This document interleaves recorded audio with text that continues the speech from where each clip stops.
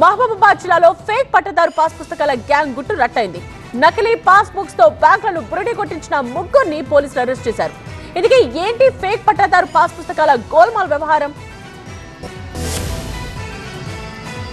మహబూబాబాద్ జిల్లాలో ముగ్గురు కేటుగాళ్లు వినూత్న మోసానికి తెరలేపారు. నకిలీ పట్టాదారు పాస్ పుస్తకాలు తయారు చేసి వాటిలో ఇష్టారీతిన ఎకరాలను పెంచేసి మోసాలకు పాల్పడ్డ ముగ్గురి ముఠా గుట్టురట్టు చేశారు మహబూబాబాద్ పోలీసులు. సాధారణంగా పాస్ పుస్తకాల్లోని భూమిని బట్టి బ్యాంకుల్లో రుణాలు ఇస్తుంటారు అధికారులు. దీన్ని ఆసరాగా చేసుకున్న ముగ్గురు కేటుగాళ్లు ఎక్కువ వ్యవసాయ రుణాలు ఇప్పిస్తామని పలువురు రైతులను మభ్యపెట్టి వారిచ్చిన పాస్ బుక్లతో నకిలీ పాస్ బుక్లను సృష్టించి బ్యాంకులను బురిడి కొట్టించారు. మహబూబాబాద్ జిల్లా మంచా తాండాకు చెందిన మూడ్ బాలాజీ, కస్నా తాండాకు చెందిన బానోతు హరికిషన్, వరంగల్ జిల్లా జాఫర్గఢ్ మండలం ఓబులాపురానికి చెందిన బానోతు వర్జన్ అనే ముగ్గురు గ్యాంగ్ రైతుల అవసరాలను ఆసరాగా తీసుకుని అధిక రుణాలు ఇప్పిస్తామని మభ్యపెట్టారు. ఎక్కువ రుణాలు ఇప్పించేందుకు పాస్ పుస్తకాలు తయారు చేయాలంటూ ఒక్కొక్కరి నుంచి 10,000 రూపాయలు వసూలు చేసిన మోసగాళ్లు వారి దగ్గర నుంచి ఒరిజినల్ పాస్ పుస్తకాలను తీసుకుని వాటి ఆధారంగా నకిలీ పాస్ పుస్తకాలు తయారు చేశారు. అచ్చం ఒరిజినల్ లాగానే ఉన్న నకిలీ పాస్ పుస్తకాలను చూపించి కుర్వి బ్యాంక్ లో ఒకరికి, డోర్నకల్ బ్యాంకుల్లో 6గురికి, మహబూబాబాద్ లో 4గురికి మొత్తం 11 మందికి 16,90,000 రూపాయలు రుణాలు ఇప్పించారు.